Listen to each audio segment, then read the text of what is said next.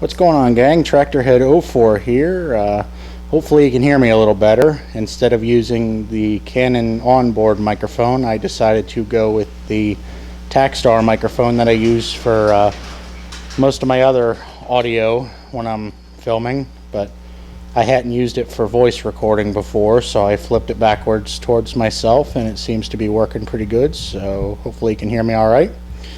What we got going on here today, as you can see, is something a little bit different than the garden tractors that you're used to seeing on the page.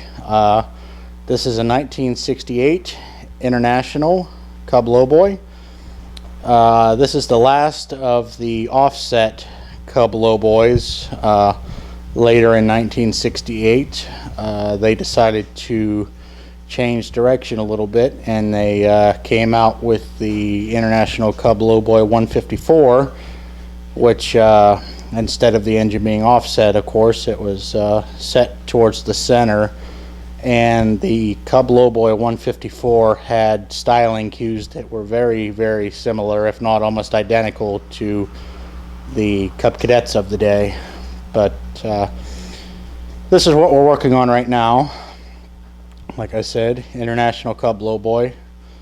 Has some issues with the drive line that I have to address, so during this video or video series, if I do a couple parts, we will be tearing the hood off, undoing the wiring, the steering wheel, or the steering column, and we will actually be splitting the tractor and getting into the drive line, putting a new clutch, pressure plate, throwout bearing, pilot bushing, all that in. Once that's completed, the tractor will go back together, and it also has a issue with as you're sitting on the tractor, it would be the left-hand final drive. It's making quite a racket, so we will also be addressing that. This tractor belongs to a friend, or not a friend, a neighbor of a friend of mine. So he knew I worked on some tractors and stuff, so I brought it over for me to tear apart and get it back going again, because he wants to plow snow with it this winter. So anyways, I hope you enjoy. I'm probably just going to film some updates periodically as I get work done. I'm not going to bore everybody showing all the tearing apart and everything, but I will try and do, you know, some updates periodically, just showing you what was done and what has to be done. This is not meant to be a step-by-step or how-to video in any means. I've just wanted to, you know, show you guys what was going on and what was wrong with it. So I hope you enjoy, and we'll get to work and talk to you guys later. Alrighty, so I'm back here at the International Lowboy. I got the hood off and the gas tank. They're laying over there on the other side of the motor mower. Also undid the steering shaft and pulled it and the wheel off. So the next steps are to unbolt the exhaust from the front and the rear, pull it off, get it out of the way. I also have to undo the hydraulic lines, as this is a hydraulic lift equipped tractor, and get it also out of the way, and the choke cable on this side. On the opposite side, basically all I really have to contend with is the rod for the throttle and the wiring harness. So I will undo what of it I have to and get the wiring harness loom pulled out of the way, and most likely just leave it lay on the foot plate. So I'm going to get at that and get that done.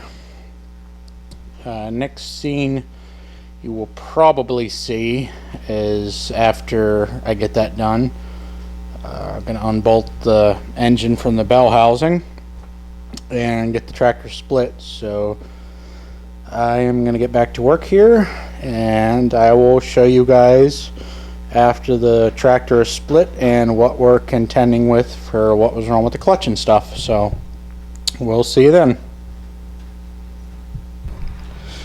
Alrighty, well, we got the tractor split and got to examine the bad throwout bearing and bad pressure plate that we knew was wrong with it.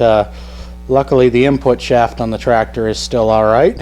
So let me come over here and drag my power cord with me. I forgot to charge this dumb thing last night, so I'm running on the AC adapter into the wall. So let me grab the throwout bearing here. As you can see, it's got a lovely chunk out of it that they ended up continuing to run that way. So inevitably it took out the old pressure plate here as well. It's got a clip broke and the fingers are all chewed up. So I'm gonna go in the house and get some parts ordered. This is going back together with a roller style throwout bearing as opposed to the graphite style that they ran from the factory. So anyway, that's part one here of getting this International Cub Lowboy torn apart and doing the clutch job. At least after we get that done, we'll have to roll it back together, put it back together, and then we got to pull this left-hand wheel off and get the cover off the final drive to check and see what's making noise there.